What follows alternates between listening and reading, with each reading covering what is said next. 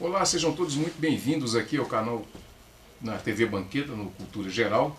É um prazer receber todos vocês aqui nessa sala de bate-papo, né? Pelo menos segunda, quarta e quinta ao vivo, né? Para a gente poder tratar de assuntos que são de muita extrema relevância para a sociedade brasileira. É um prazer fazer o programa aqui na TV Banqueta todas as segundas-feiras, segunda, quarta e quinta-feira ao vivo, e na terça-feira o público tem a oportunidade de ver as reprises, né, dos programas anteriores. Bom, hoje a gente vai tratar de um assunto super importante, que é a fonoaudiologia no Instituto Mano Dal, que é a ideia é trazer sempre uma pauta aqui, vez por outra, do Instituto Mano Dal, para a gente falar um pouquinho do que é o Instituto, as pessoas compreenderem um pouco mais do que é oferecido, né? Na mão dessas pessoas que tem na realidade um toque de anjo mesmo, né? E para falar sobre fonoaudiologia no Instituto Mano Dal, hoje a gente está recebendo aqui a Fernanda de Souza. Seja bem-vinda, é um prazer te receber. O prazer é meu. A gente tratar desse assunto é tão bacana. Eu acho que a gente falar do Instituto Mano Dal, aqui no Hava Lima nós temos o Ana Nascimento Costa, né? Que é uma instituição que também trata de meninos e de pessoas com síndrome de Down. Eu acho que a gente precisa normalizar essa conversa, né, Fernanda? Seja muito bem-vinda. Obrigada, é um prazer estar aqui, né, e poder falar sobre a fono, a contribuição da fonoaudiologia na síndrome de Down. Fernanda, existe uma diferença entre fazer o tratamento fonoaudiológico entre uma criança que não tem síndrome de Down e uma criança que tem síndrome de Down? Tem alguma diferença aí? Então, a questão são os cuidados que a gente tem que tomar. As crianças com síndrome de Down, a gente tem que fazer um atendimento precoce, desde quando eles nasceram, para trabalhar as dificuldades que eles possam vir a ter, né? Então, não é falar uma diferença, porque a gente tem que ter um olhar para cada um, né? A síndrome de Down não tem graus de síndrome de Down, mas porém a gente tem que ter um olhar especial, porque alguns têm dificuldade de amamentação, e isso pode atrapalhar futuramente na questão da fala, né, da deglutição, da mastigação, e outros não têm. Então, não é a diferença é de cada um, entendeu? Então, a gente avalia para ver como será o tratamento, entendeu? Como é que é receber os pais e as mães, assim? Você nota alguma surpresa, hein, nos pais e nas mães quando eles vão procurar o instituto e chega lá para esse tipo de tratamento? Com certeza a gente nota que as dificuldades que eles encontram, os pensamentos, porque acabam que eles têm incertezas. Então eles chegam pra gente assim, meu filho vai ser isso, aquilo, então eles vêm cheios de dúvidas, porque até então é desconhecido para eles. Se não tem uma convivência com crianças ou com pessoas com síndrome de Down, então eles já chegam assim assustados, o que vai ser do meu filho, quais dificuldades, aí vem a questão de saúde, por eles terem alguns problemas de saúde maiores que uma pessoa que não tem síndrome de Down pode ter, aí eles já ficam cheios de dúvidas, então alguns chegam no luto, a gente fala que é a fase do luto, é a aceitação, né, da criança, mas todos chegam com aquela incerteza, o que vai ser do meu filho? Ele vai falar, não vai falar? Ele vai comer, não vai comer? Ele vai ter que operar, não vai operar? Vai respirar direito ou não vai? Então, basicamente, todos os pais chegam com essa dificuldade, cheio de dúvidas, até a gente explicar, manter um diálogo com eles, mostrar que eles têm um potencial muito grande, pode se desenvolver, primeiramente tratando, né, fazendo terapias. Tem muito preconceito ainda, Fê? Na verdade, ainda existe preconceito sim, né? Mas hoje a questão da inclusão na sociedade, a gente está trabalhando muito para tirar essa questão do preconceito. Hoje a gente está mostrando que eles têm um potencial bem diferente, né? Do que as pessoas acham, desacreditam deles, né? Então, preconceito existe, mas está na cabeça de cada pessoa, né? Então, a inclusão, principalmente o Mano Dal, a gente faz um trabalho para mostrar que eles são capazes, eles têm um potencial muito grande. Existe alguma dificuldade na fala? Sim. Da criança com síndrome de Down? Sim, então um das dificuldades encontradas é a questão da fala. Eles têm uma dificuldade em se comunicar, Então, igual eu falei com você, cada um é cada um. Tem uns que têm muita dificuldade, tem outros que apresentam apraxia da fala, que é uma dificuldade que o cérebro encontra em mandar o comando para a boca para eles comunicarem. Então, alguns vão ter essa dificuldade, porque é uma dificuldade de cognição, entendeu? Isso é uma dificuldade muito encontrada na criança com síndrome de Down. Às vezes eles sabem o que eles querem, mas não conseguem comunicar. Ou então eles não entendem o que é perguntado, né? Fernanda, e quando eles não conseguem se comunicar, como é que é feito esse trabalho pela fonoaudiologia? Então, a gente visa, primeiro, a trabalhar a questão da motricidade orofacial, o fortalecimento da musculatura da face, né? Porque eles já nascem com uma hipotonia da língua, dos músculos, né, da boca sem selamento labial. Então a gente já vai trabalhando isso, porque isso pode ter uma dificuldade na fala. A gente faz terapias através de imagens, de processamento auditivo, que é atenção, discriminação, sequenciação. Visa olhar para cada um diferentemente, entendeu? A questão de trazer a família e mostrar que é muito importante a estimulação dentro do ambiente de casa, né, para estimular a fala deles.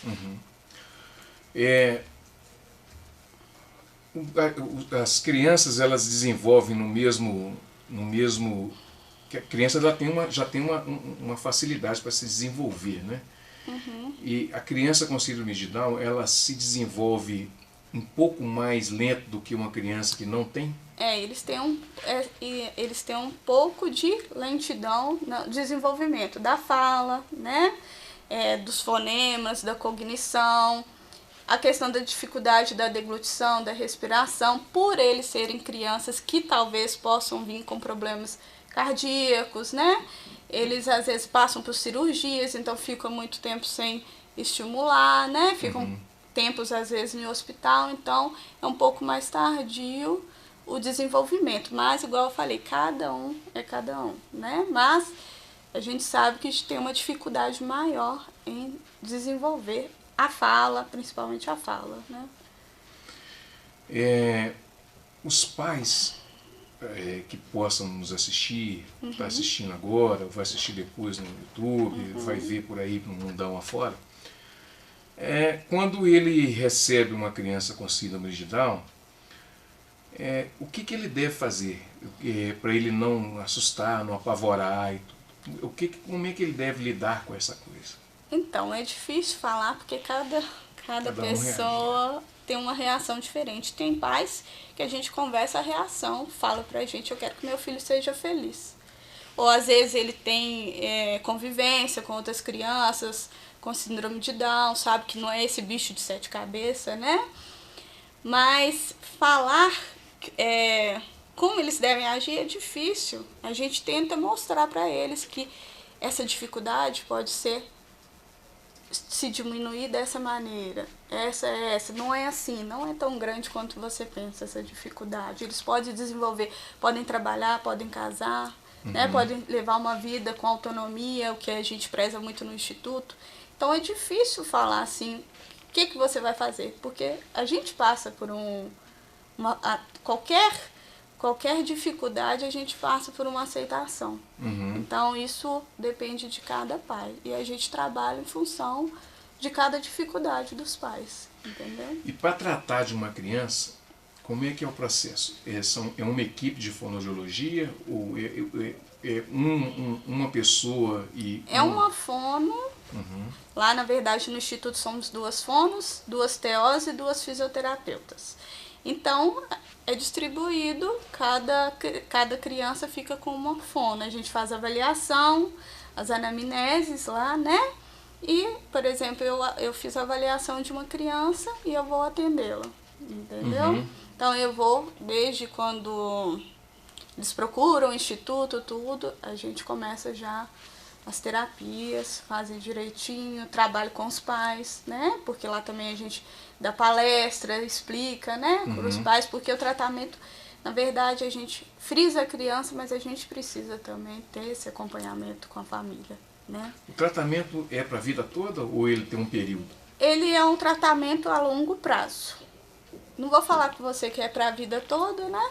Mas a questão é bem longo. Eu só vou dar alta para a pessoa quando ela saber comunicar. Ela entrar no meio da sociedade e saber como se comunicar, né? Na parte fonoaudiológica. Porque são crescimentos. Sim. Né? E como é que é a inclusão deles, por exemplo, dentro da sala de aula, por exemplo? Então, necessariamente precisa de professora de apoio, né? Porque como eles têm uma dificuldade na escrita, consequentemente na leitura, né? Uhum. Na fala, então eles precisam de uma professora de apoio. Só que a gente sabe que não é bem assim, né? Uhum. Que funciona, né? O sistema. Eles colocam na idade normal de uma criança que não tem a síndrome de Down, né? Então, os pais encontram muitas dificuldades nessas questões, às vezes apelam para pedir para voltar à série, nem sempre isso favorece a criança, né? Então a gente trabalha, lá no Instituto tem a parte da pedagogia, junto com a fono, a gente trabalha para construir para eles se adaptarem melhor no ambiente da escola, né, de aprendizado. E como é que o Instituto sobrevive? Então, lá é através de doações, né, de patrocínios, né? Os pais, eles recebem o atendimento, mas eles também têm que se engajarem, né, procurarem doadores, né? A gente tem lá a doação de R$21 por mês, quem quiser ajudar, né? Que isso vai montando um legado para contribuir para o Instituto. 21 é da trissomia 21, Da não é isso? trissomia 21. Que está mudando, a Lígia falou comigo, está mudando assim, está tentando mudar o nome, né? Pra não, porque ficou com uma coisa... O Down já é um nome triste, né? Quer dizer, então passou para trissomia 21. Então 21 tem essa característica, né? Tem. É desafiador, Fernanda? É desafiador. Assim, no meu trabalho eu vejo mais desafio, nem são tanto com as crianças, com a família, com a questão dessa aceitação, né? E a estimulação em casa, porque muitas vezes, muitas famílias acham que é só aquela terapia ali e pronto, e não é. Eles precisam de ser estimulados dentro de casa. Os pais não têm que ser terapeutas, mas estimular o seu filho, eles têm que estimular, né? E é desafiador que, igual eu falei, cada pessoa é cada pessoa. Cada um vem com uma dificuldade diferente, entendeu? Mas é muito bom, né? E a gente aprende bastante com cada criança lá. Minha parte mais é de fazer tratamento precoce nas crianças, né? Desde que sai da maternidade, aí já pode ter o atendimento, né? De fonoaudiologia, que é o que é certo, né? Então, a gente vê muitos desafios, até na amamentação, né? Essa dificuldade de encontrar tanto da mãe como da criança, né? Em sugar, por essa hipotonia que eles já têm maior. Bom, deixa eu fazer um intervalo. Vou fazer um intervalo, tomar uma aguinha, daqui a pouquinho a gente volta com mais Cultura Geral, não saia daí.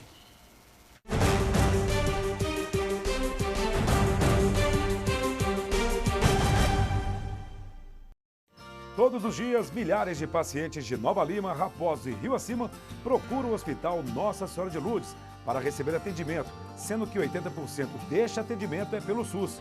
O Hospital Nossa Senhora de Lourdes é filantrópico e sem fins lucrativos, por isso precisamos de toda a ajuda possível. A sua doação é muito importante para a restauração do telhado do hospital, que é uma das necessidades emergentes. Quando você doa para o Hospital Nossa Senhora de Lourdes, você não estará ajudando somente a restaurar o telhado do hospital, mas também a recuperar milhares de vidas. Quem está lá dentro precisa da ajuda de quem está aqui fora. Você pode doar qualquer valor e, para a sua maior comodidade, a nossa equipe vai até você. Seja um amigo do Hospital Nossa Senhora de Lourdes. Envie a mensagem "Quero doar" para o número que aparece aí no vídeo e saiba como ajudar. Hospital Nossa Senhora de Lourdes. Humanidade, carinho e atenção à vida. Apoio TV Banqueta.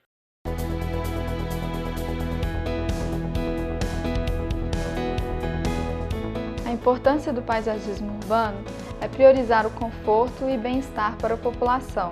Isso remete a uma organização e atenção da gestão em relação à qualidade ambiental. Eu acho que hoje é uma melhoria boa para a cidade, porque a cidade está precisando. Eu acho importante, porque a praça é assim uma alma da cidade. É o local que as pessoas que convivem se encontram no momento de lazer, de prazer.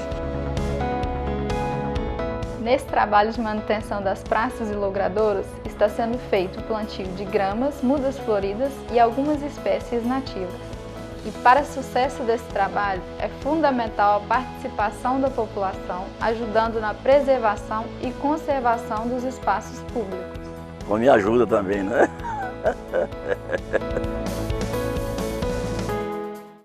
Hoje a gente vai falar uma coisa muito séria. Reciclagem é de jogar as coisas de vidro no lixo, as coisas de plástico, os jornais. Eles podem transformar lixo em brinquedo, em carrinho, ou em boneca, ou em boneca de lata. O lugar de lixo é na lixeira. Reciclagem para salvar o planeta. Apoio TV Banqueta.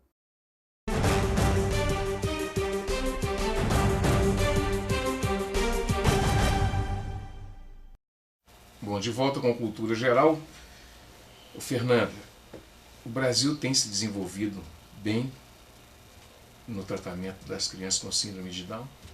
Hoje a gente tem mais recursos, né? Antes os meninos não tinham esse tratamento, né? Precoce, que hoje está tendo, já sai do hospital e já a gente já tem um mandar para eles irem para fazer terapia, né? Então ele está desenvolvendo muito isso, porque quanto mais cedo a gente começa tratando, mais sucesso eles vão ter futuramente.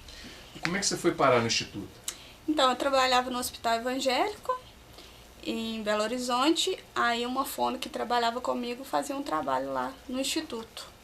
Aí ela perguntou se eu não queria conhecer o Instituto, deu meu telefone para o Léo, que é um dos fundadores lá do Instituto, ele me ligou, fui lá conhecer, comecei a fazer um trabalho voluntário e hoje presto serviço lá para o Mano Down. Foi uma grata surpresa para você? Ou foi uma inspiração meio que divina, assim? Eu acho que foi uma inspiração, porque o ambiente lá é excelente para trabalhar, é muito bom, e o contato direto, às vezes eu me formei em fonoaudiologia, tinha um conhecimento, trabalho com crianças com síndrome de Down, mas esse contato mais direto, e com muitas crianças com síndrome de Down, é um aprendizado muito grande, né? Então, eu fico grata por poder participar e contribuir com a evolução das crianças. Conta um pouquinho do Instituto. Como é que é o Instituto? O Instituto, ele se mantém com doações. Ele se mantém com doações, né, com patrocínios, com engajamento das famílias, né, em procurar patrocínio, ou fazer isso, ou doação daqui, dali, né, e trabalhos voluntários também, né, a equipe de saúde, são dadas palestras, né, de motivação, né, tem culturas lá, tem jogos, tem aula de capoeira, de dança, yoga, né. O trabalho que o Instituto faz, ele é um trabalho muito social, né? Isso. E não tem distinção de classe, né? Não tem distinção de classe.